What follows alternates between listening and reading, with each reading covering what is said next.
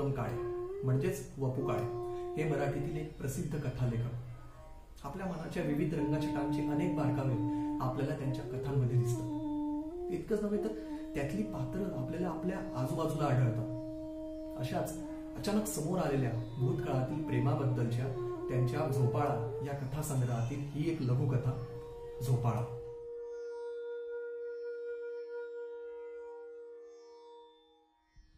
ललित शहा जेव्हा imported Toyota मधून उतरला तेव्हा मी आवाज झालो. एकतर त्या गाडीने माझी नजर फिरवली आणि गाडी चालवणाऱ्या बाईला पाहून मेंदूला झिंझिणे आल्या हे दुसरं. केसांचा बॉब, बिनबाह्यांचा ब्लाऊज, कांतीपेक्षा तलम झिरझिरीत साडी, ती साहेबाच्या देशात तयार झालेली, डोळ्याला गॉगल, ओठाला लिपस्टिक आणि गाडीतून उतरता उतरता तिने ललित शहाला केलेला शेक हँड. आता हु इज दिस ललित शहा? एक स्टेनो, म्हणजेच दुसरा जे सांगेल ते लिहून घेणार. शिपाई बोलवायला आला की रेखारेखांची वही आणि पेन्सिलला टोक करायला सवड सापडली तर, नाहीतर तशीच पेन्सिल घेऊन धावणारा एक स्टेनो. त्या माणसाला स्वतःच असं मत नाही. साहेब जे सांगणार ते तो टाईप करणार. साहेब नसतो तेव्हा याला काम नसतं. पण साहेब जर संध्याकाळी 7 पर्यंत ऑफिसात थांबला तर मात्र ललित लटकला. धावत पळत आपल्याला मस्टर पकडावं लागत नाही याचाच तो रुबाब करतो. साहेबांचं काम लवकर संपलं तर राहिलेल्या वेळेत ललित पेरी मॅसन किंवा चेस वाचत बसतो. चक्क ऑफिस अवर्स मध्ये ललितला पुस्तक लपवावं लागत नाही आणि तो त्याचाही रुबाब करतो. रुबाब करणाऱ्यांचं हेच वैशिष्ट्य. केळीच्या सालीवरून जर ही मंडळी घसरली ना तरी घसरता घसरता रुबाब करतील आणि इतरांकडे आय कंबत तू तो कवी घसराही नाही अशा नजरेने बघतील. कळवा नावाच्या सबर्बमध्ये ललित राहतो. ह्या स्टेशनची ना मला मी फास्ट ट्रेन मध्ये असलो की दया येते आणि गाडी तिथं थांबली की मला राग येतो. पण ललितला कळव्याचा पण रुबाब. त्यानं तिथे फ्लॅट घेतला. बायको नोकरी करत असल्याने त्याला प्रश्न पडला नाही. आणि गंमत म्हणजे ललितची बायको पण एक स्टेनो आहे. त्यांचं लव्ह मॅरेज, तेही 3 दिवसात. शॉर्ट हँडचा फायदा. इतर माणसं 6-6 महिने भटकून जे बोलत नाहीत ते ह्या दोघांनी 3 दिवसात साधलं. आता अशा माणसाने कळव्याला राहावं, ट्रेनने यावं, पण आज टोयॅटो मधून बरोबर बाई आणि तिने शेक हँड करावा. मी न बोलावताच तो केबिन मध्ये आला. त्याला बोलायचं तर होतच. सुरुवात कशी करावी ह्या गोळात तो अडकलेला. काहीतरी आठवून तो म्हणाला, फोन करू का? मी म्हणालो अवश्य. त्याने नंबर फिरवला आणि श्याम आला का अशी चौकशी केली. ओके म्हणत फोन बंद केला आणि मग माझ्याकडे पाहत म्हणाला, आज यायला हवा होता. मी म्हणालो, अहो हनीमूनला गेलेला माणूस ठरलेल्या दिवशी परत येईल हे गृहीतच धरायचं नाही शहा. बरोबर आहे पण मला राहवलं नाही. I want to know everything. म्हणालो भले. तसं नाही हो, तो ना जरासा खुळचट आहे. त्याचं एक लव्ह अफेअर होतं. बायकोपासून काही लपवायचं नाही हे त्याचं म्हणणं आणि पहिल्या भेटीत सगळं सांगणारा त्याचा एका. मी त्याला तो गाढवपणा करू नको म्हणालो. ते त्यानं ऐकलंय की नाही एवढंच पाहायचंय. मी म्हणालो, तो फार प्रामाणिक दिसतोय. अहो प्रामाणिकपणा कुठं दाखवायचा हेही विचार करून ठरवायचं असतं. आता बायको कितीही चांगली म्हणजे लाखात एक जरी असली तरी काही काही गोष्टी तिला कधीही टॉलरेट होणार नाहीत. आणि असं न सांगण्यासारखं प्रत्येकाच्या आयुष्यात थोडंफार घडतच. मी विचारलं, प्रत्येकाच्या म्हणजे तुमच्याही? मी प्रश्न विचारला आणि मला फटकन समजलं की त्याला हाच प्रश्न अपेक्षित होता. त्याला त्याच्या स्वतःच्या हकीकतीकडे चर्चेची गाडी वळवायची होती आणि तेही ती गाडी ओघाओघानं वळली असं भासवायचं होतं. तो पटकन म्हणाला, माझ्या सुद्धा, आणि तेही एकदा नव्हे 2दा. मी सध्या मजेत आहे. ह्या आवाढव्य शहरामध्ये साध्या स्टेनोग्राफीवर मी मालकीचा फ्लॅट घेतलाय. कुणाचं देणं नाही पण तरी त्रास होतो. मी त्याला विचारलं, ती कोण होती? अहो तुम्ही आता पाहिलीत ना तीच. काय सांगता काय? कांदे उडवीत तो म्हणाला, अर्थात तसा तो सगळा एडपटपणाच होता. वय वर्ष 15-16. त्या वयातलं सिरियसली असं काही घ्यायचं नाही पण ते मनातून जात नाही हेही खरं. कुठं भेटली? Navsari. Navsari? Yes, Navsari is my native place. तिथं ना आमचं मोठं घर होतं. मृदुला समोर राहायची. आमच्या घरी एक मोठा झोपाळा होता. आजूबाजूच्या सगळ्या मुली झोपाळ्यावर बसायला येत. सगळ्या यायच्या, पण मृदूला येत नसे. तिला म्हणे रितसर आमंत्रण हवं होतं आणि मी ते करणार नव्हतो. मला मृदूला यायला हवी होती, आपण हो. मी आमंत्रण न करता ती येत नसे. माझी सुट्टी तिची वाट पाहण्यात जात असे. शाळेला सुट्टी लागली की पुन्हा नवसारी गाठायची. ती पक्की झाम बाजा. तिला माझा येण्याचा दिवस माहिती असायचा. ती माडीत उभी असायची, तशीच ताठ कोरा करकरी चेहरा ठेवून. ती कधी मंद हसली नाही किंवा तिने कधी निरोपादाखल हातही हलवला नाही. एका मुक्कामात मात्र नवल घडलं. रात्रीचं जेवण आटपून मी एकटाच झोपाळ्यावर बसलेलो आणि एवढ्यात मृदूला हातात एक पातेलं घेऊन आली. चौकात थांबवून मी पाहत राहिलो. 5 मिनिटात माझ्याकडे न बघता ती बाहेर पडली देखील. मी स्वयंपाकघरात गेलो आणि आईला विचारलं, ती कशाला आली होती? आई म्हणाली, तिला उरलेलं जेवण दिलं. मला ती बातमी होती. मी हादरलो. आई पुढे म्हणाली, त्यांचं सगळं डबघायला आलंय. परिस्थिती वाईट आहे आणि शेअर बाजाराचा काही भरोसा नसतो. येतात ते कधी जातात त्याचा पत्ता लागत नाही. आणि हो, तिला ओळख देऊ नकोस. तुझ्या शाळेतल्या वयांची कोरी पानं एकत्र करून ती यंदा शिकते. घरातल्या घरात तुझेच शर्ट तिच्या अंगात असतात. मी मग विचारलं, मग माझ्याशी एवढा आखडूपणा का करते? आई म्हणाली, पूर्वी परिस्थिती जरा बरी होती आणि सध्या दैना झाली म्हणून. मी न बोलता झोपाळ्यावर आलो आणि कधी नाही ते जोर जोरात झोके घ्यायला लागलो. मी कुणावर तरी चिडलो होतो. का ते समजत नव्हतं. दुसऱ्या दिवसापासून आईने माझ्यावर एक कामगिरी सोपवली. रामाच्या देवळात जायचं आणि तिथे एक दिवा लावून यायचा. नवसारी सोडून येईतो मी ते काम करत होतो. गाडीत बसण्यापूर्वी मी आईला विचारलं, काय ग, दिवा लावायला कशाला सांगत होतीस? तर आई गप्प. मी खनपटीला बसलो तेव्हा म्हणाली, अरे रोज जेवण नेताना मृदुलेला तुझा संकोच वाटत होता म्हणून. पण मग त्या दिवसापासून डोक्यात एक गौरा सतत फिरत होता. माझे जुने शर्ट तिच्या अंगात असतात. माझ्या कपड्यांना तिच्या शरीराचा स्पर्श घडतो, अगदी निकट स्पर्श. मनात वादळं उठायची. वहीवर अभ्यास करताना ह्याच वहीतल्या कोऱ्या कागदांना आता मृदुलेचा हात लागणार हा विचार मनात आला ना की मी त्या कोऱ्या कागदांवरून खोळ्यासारखा हात फिरवीत असे. अभ्यास करता करता मृदुला पटकन डोळ्यासमोर यायची, माझा शर्ट घालून.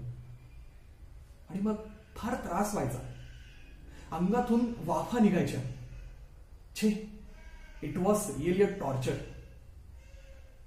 मृदुला कधी बोलली ते तरी सांगा. एका सुट्टीत मी अचानक न कळवता नवसारीला गेलो आणि मृदुलेला रेड हँडेड पकडली. म्हणजे ती एकटीच आमच्या झोप्यावर बसून मस्तपैकी गाणं गात होती. मग काय, बेडपट वय, पोच कमी, डोक्यात कुठला तरी राग. मी पुढे होऊन तिला विचारलं, केम तारो बद्दारुआ पती आहे? झुलणाऱ्या झोक्यावरूनच तिने दाणकड उडी मारली आणि ती घरी गेली. देणी भागविण्यासाठी त्यांनी घर विकलं होतं. नवसारी सोडण्यापूर्वी झोपाळ्यावर मनसोक्त बसून घ्यायचं म्हणून ती आली होती. तिच्याशी बोलायची इच्छा तर दांडगी होती, पण तरी मी पुढाकार घेणार नव्हतो. मग शेवटपर्यंत बोलला नाही. अहो, तीच बोलायला आली. आई घरात नसताना मी झोपाळ्यावर बसलेला. ती समोर येऊन उभी राहिली आणि म्हणाली, तुम्ही माझ्यावर फार उपकार केलेत, मी तुम्हाला काय देऊ? मी म्हणालो, एकदा झोपाळ्यावर बस, बाकी काही नको. ती झोपाळ्यावर बसली आणि खूप रडली. मी झोका थांबला की देत राहिलो. ती पुरे म्हणेपर्यंत मी झोका देत राहिलो. निरोप घेऊन ती निघाली तेव्हा मी म्हणालो, आणखीन एक काम करशील? ती थांबली. बळ एकवटून मी म्हणालो, तू सध्या माझा जो शर्ट घालतेस तो मला परत दे. आणि हो, आईला न सांगता दे. देशील? ती न बोलता गेली. तिने का असंही विचारलं नाही, पण सगळ्यांची नजर चुकवून तिने मला तो शर्ट आणून दिला आणि ती मागल्या पावली परत फिरली. रात्री जेव्हा तो शर्ट मी माझ्या अंगात घातला ना, तेव्हा अंगातल्या ज्वाळा शांत झाल्या. त्या रात्री जी झोप लागली तशी शांत झोप मृदुलाला पहिल्यापासून लागली नव्हती. तो शर्ट धुण्यापूर्वी मी सहज किस्सा तपासला तर त्यात एक छोटी चिठ्ठी मिळाली आणि त्यात लिहिलं होतं, हु भविष्यમાં તમને મળીશ ને तो रुआबથી મળીશ. तासाभराने शहा पुन्हा भेटायला आला आणि म्हणाला, मी जातोय, हाफ डे घेतलं. मी म्हणालो का? खरं सांगू, काल मृदूला भेटली आणि तिने सगळं उधळून टाकलं. अहो पण तुम्हाला ती भेटली कशी? 24 वर्षांनी भेटली म्हणण्यापेक्षा मीच तिला भेटलो. मृदुलाचं लग्न झालं. त्यानंतर बाईसाहेब 16 वर्ष अमेरिकेत होत्या. आता अमेरिका सोडल्यावर गाडी सकट भारतात आली. नवसारीची प्रॉपर्टी पुन्हा विकत घेतली. त्याच माणसाकडून मला परवा तिचा पत्ता मिळाला. तिने जुहूला बंगला घेतल्याचं समजलं. चैन पडेना आणि विश्वास बसेना. हे सगळं खोटं आहे, असायला हवं असं म्हणत मी जुहूचा बंगला शोधून काढला. तर हे सगळं खरं निघालं. तिने मला आग्रह करून ठेवून घेतलं. परत कधी आली, कशी आली, बंगला कसा घेतला हे सगळं ऐकवलं. आणि आज गाडीतून इथं आणून सोडलं. मग जाता का? अहो माझं टाळकं एकदम आऊट झालंय. मृदुलेने माझा कचरा काढून टाकला. माझा सगळा आनंद घालवला. तिला शोधायच्या भानगडीत मी का पडलो हेच मला कळत नाही. तुम्हाला माहित नाही, जुहूच्या बंगल्यात मृदुलाने प्रत्येक खोलीत लहान मोठे झोपाळे बांधलेत, डनलॉपच्या गाद्यांसकट. 4-5 महिन्यांनंतरची हकीकत. मी स्टेनोसाठी सारखे निरोप पाठवित होतो आणि स्टेनो येत नव्हता. असा कोणास ठाऊक, पण ललित शहा आपण होऊन आला. डिक्टेशन संपल्यावर आमच्या अवांतर गप्पा सुरू झाल्या. शिपाई आत आला आणि काम संपल्याचं पाहून म्हणाला, बाहेर बाई आल्यात भेटायला. मी म्हणालो पाठवून दे. एक अनोळखी बाई समोर येऊन उभी राहिली आणि ललित ताडकन उठून उभा राहिला. जसवंतीबेन तू? ती नुसती हसली. मृदुलाबेनला मागे सारी लशी जसवंतीबेन होती, पण ती ओढलेली रापलेली वाटली. डोळ्यांखाली काळी वर्तुळं होती, तरी चेहऱ्यावर एक झपाटणारा गोडवा होता. अंगावर खालीचं पातळ होतं. हातातल्या पिशवीला भोक असावं, कारण पिशवीतल्या कामाच्या कागदांचं टोक त्यातून बाहेर आलं होतं. हातात पर्स होती, पण त्याची झीप मागे पुढे होत नव्हती. ललित तिला घेऊन गेला. तासाभराने परतला आणि खूप बोलण्याच्या इराद्याने समोर बसला. हे आमचं दुसरं विजलेले अफेअर, कॉलेजात असतानाचं, म्हणजे विशीतलं. ही जसवंती बेन. बेन? आता सगळ्या बेनच, दुसरं काय म्हणणार. अर्थात ही प्रथम पासून बेन ठरली बरं. अहो मग अफेअर कसं? अहो अफेअर म्हणजे आमचाच पागलपणा. आम्ही क्लासमेट्स, पण आम्ही बसवाले आणि ती त्या काळापासून मोटरवाली. केव्हा तरी बाईसाहेबांनी बस स्टॉपवर अस्मादिकांसाठी गाडी थांबवली. आता कॉलेज क्वीनची गाडी आपल्यासाठी थांबली म्हटल्यावर काय वाटलं असेल कल्पना करा. मी भीत बसलो. दुसऱ्या दिवशी पुन्हा बस स्टॉप समोर गाडी. मी नम्रपणे नकार दिला. तिने ऐकलं नाही. सकाळ संध्याकाळ तिची गाडी मिळू लागली. बाबडेपणानं मी तिला सगळं सांगत बसे, कारण तिने इतर कुणाशी मैत्री केली नाही. आमच्याबद्दल कॉलेजात गॉसिप सुरू झालं. आमच्याही डोक्यात हवा गेली आणि मी तिला लग्नाबद्दल विचारलं. तिने शांतपणे तिचं लग्न ठरलेलं असल्याचं सांगितलं. ती माझ्याकडे फक्त एक मित्र म्हणून बघत होती. गप्पा गोष्टी करण्यासाठी तिला पुरुष हवा होता आणि मी मैत्रीचा गैरफायदा घेणार नाही असं तिला वाटलं. ते खरं तर सर्वात मोठं सर्टिफिकेट होतं माझ्यासाठी, पण त्या वयात मला तसली सर्टिफिकेट नको होती. आमची मैत्री संपली. तिचं लग्न झालं. त्यानंतरही ती खूपदा भेटली. कंपनीचं कॅलेंडर न चुकता खूप वर्ष पाठवित होती. नंतर तिने सगळं बंद केलं आणि आता एवढ्या वर्षांनी ती माझा शोध घेत इथं आली. मी विचारलं, कशी आली? मुलाला नोकरी हवी आहे, ओळख म्हणून आली. तिची अशी अवस्था. अहो धंदा म्हटलं म्हणजे असं असतंच. पार्टनर्सनी पानं पुसली, दिवाळं खुंपलं. जसवंतीचा नवरा पण जरा विचित्रच. ऐट दिमाग करायला गेले, त्यात रेस, जुगार आणि बाई. मी विचारलं, मग आता ही राहते कुठे? कळव्याच्या पलीकडे, थेट अंबरनाथला. तिच्या नवऱ्याची प्रॉपर्टी तशी अनेक ठिकाणी विखुरलेली. अंबरनाथला एक चाळ होती, ती त्यांचीच. तिथं 2 खोल्यात गेली राहायला. दिस इज लाईफ. ह्या रविवारी आता काय वाटेल ते करून अंबरनाथला भेटायला गेलं पाहिजे. सहज. शी नीड्स मी. हसायचं मनात नसताना देखील मी हसलो. का हसला? खरं बोललो तर रागवाल. नाही रागवत मिस्टर शहा.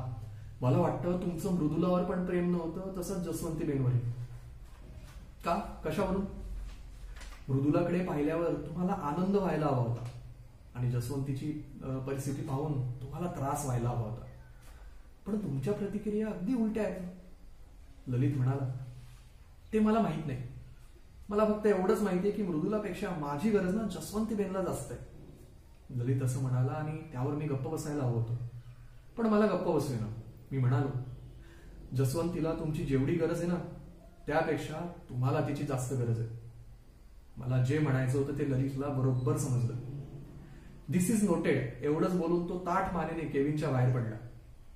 त्याच्या त्या रुबाबाकडे पाहतानाच मनात विचार आला, अशी जसवंतीबेन भेटावीच लागते, त्याशिवाय जुहूच्या बंगल्यातले झोपाळे विसरता येत नाहीत.